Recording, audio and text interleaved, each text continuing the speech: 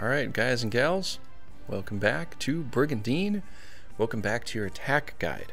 We're going to cover a two-parter here. It's going to be a couple short videos, and so let's see what we can do. Let's get into it. And as usual, stay triggered. Pew pew pew. Okay, let's set the attacks here. Let's get them to go. I hit the select button so that we'll just do the attacks right away.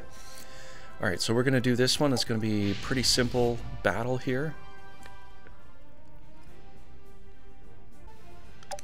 Alright, so as I told you before, if you're still unsure, you can only field 3 knights, and each knight gets the ability to field 6 monsters within the roster. So you want to try to keep it as full as possible, especially for this game, if you want to do well in this game. So try to keep it as high as you can, even if it's a couple squishy things.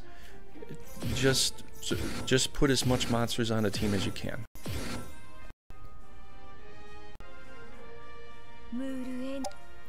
And we got a little intro dialogue there. And each character is going to have a little thing to say. You just have to click over that to move it. So now right off the bat, I'm going to show you right away. It always goes right to your leader. I'm going to click on the heavy here, go to move, and one thing I want you to know is try not to do this fire burn.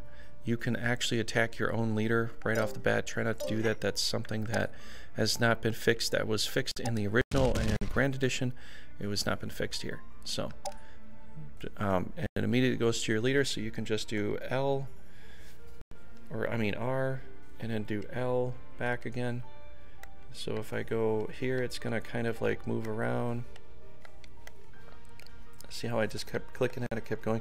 So it doesn't matter which way you press on the bumper button or the L1 button, it'll just go to any random character, but it immediately goes to your leader right away.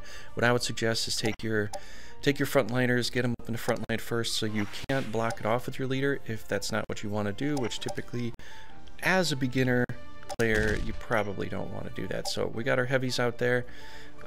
This is another kind of flanker heavy in a way. Later on it could be kind of a heavy, but usually it stays in the back line.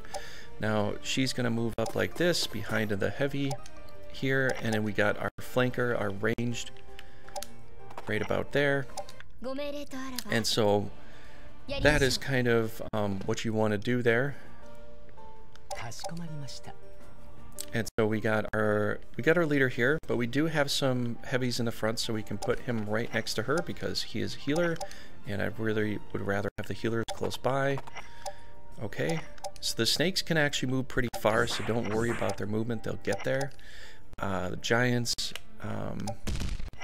it's really the golems that are heavy tanks, and a few other things that don't have the kind of movement that you'd probably want them to have. So as it is on easy, they might come out and attack us right away. Now Vane is a front line, so we should probably move him out first. Now you're like, where to go to? Look at this, you can see meadow to road where the little arrow is here. If we look at where my head is, where my big head is, right over there, you see the little arrow bobbing around, that's where you're moving from and to.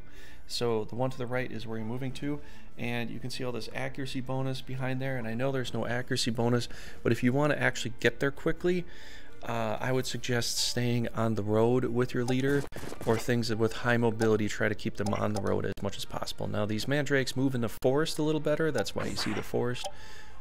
That's why you see the little hexagonal tiles being a little more in that section there. But as you can see, like with this dragon, the road does help the dragon a little bit, it looks like, and so we're going to move it there. And with the dog too, you can see how the road's kind of helping the dog. You're like, well, that's not a part of the road. Well, where she is attached to is the road. So let's watch the dog move up through there, and the dog utilizes some of the road to get there, and there we go. And so that's kind of that's kind of the setup here. So now, you know, for this advantage here, we could come out and attack her directly. She is a ruler, she is a leader. She can be surrounded on 3 sides from this angle here, this point. Let me erase that circle here so you're not too confused. But if we're going to look at it like this, let me just do a little circle here. What I want to say is this tile, this tile, this tile, this tile, this tile, and this tile. If we have the ability to, we can surround her on different angles. Now, how to surround her? From 3 ways. You want to check this box, you want to check this box, and you want to check this box, something like that, in a triangular fashion, like this or like this. Think of a you think of a right, you know, a triangle that's pointed up or a triangle that's pointed down, and that's how you want to surround to get the pincer effect. Now, if you want to try it another way to get a pincer effect, what you want to do is you want to pincer from here or pincer from here, and you're going to see that once you check this box and you have a monster in this box and in this box, then you get the extra bonus for pincering them, and the pincer attack does help with the accuracy, and it helps also with crits. So for this game in particular, it's exceptionally strong. So I'm gonna go ahead and just kind of basically, I'm just kind of showing you the basics here as far as how to set up. And so you see how we've got pretty much, now you're like, well, there's a space there. That is if they were here to move in to attack my leader, then they could do it. Otherwise, they cannot directly move in, because having this monster here and having this monster here pretty much puts a dent in them being able to move in. So let me just show you real fast what that even means. And the next video, we're going to get into how to attack and how that looks. So essentially, if I click on her, you can see that her red hexagonal shape movements where she can move to, where she could attack from, where she'd have the ability to attack me from, is all those red hexagons right there. But you can see how this little space in here, this little space inside here, is not approachable.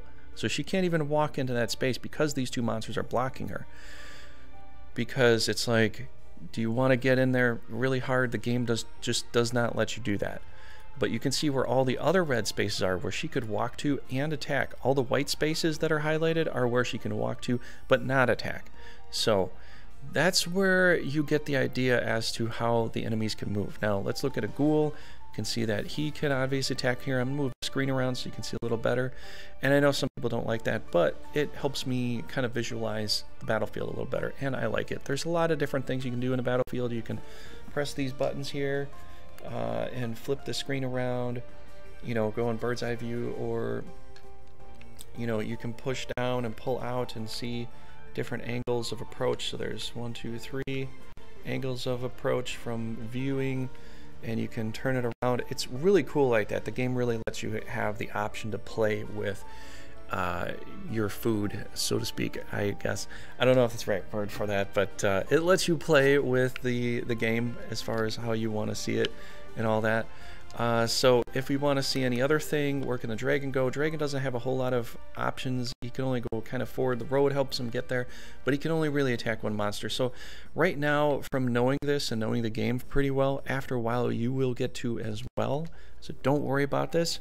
This is to help you figure out how to play the game a little more optimally, so you can kind of, you know, so you can kind of win more.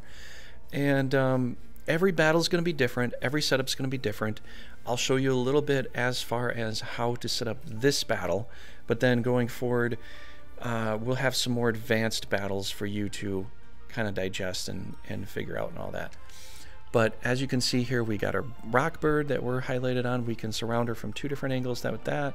We can do 2 different angles with that, and I'll show you what that's like in the next video. But for right now, we have a pretty decent setup. I know Vane's not here yet, but he'll get out into the front line hopefully soon enough.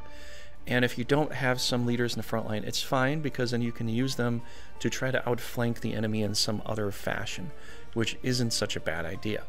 So Right now we're set up pretty decently. We've got a red dragon in the front, which the red dragon is right now probably our best monster we have going forward. And she's kind of set up in really a terrible way because red dragon, we can just go whoosh and just blow fire right in her face. And she's green, so the green dot's red to fire because fire burns grass. And as you can see right here with this little thing here, it says 144 to 173. Now what does that mean? That means damage. That's how much damage you're going to do. As you can see with her hit points, when you look over her hit points here, 494 down to 321. So that tells you the damage you're going to do. You're going to be doing, you would have done 144, but because she's got a green dot and other factors, because of the red dragon's red dot, there's a lot of calculations that go into this. There's another video for that. You're going to be doing 173 damage. Now I know because it's a Japanese game, it says power, but that actually says, that should say damage or hit points lost or taken or done or damage delivered. I think they should title that differently, but that's for a different video. And so that's what you're going to do. So that'll conclude this video. I hope you enjoyed it. If you did, definitely do one of these. Make sure you are subscribed to this channel so you can see more of these videos and all that good stuff. And I'll see you in the next video guide. Thank you so much for watching. Take care.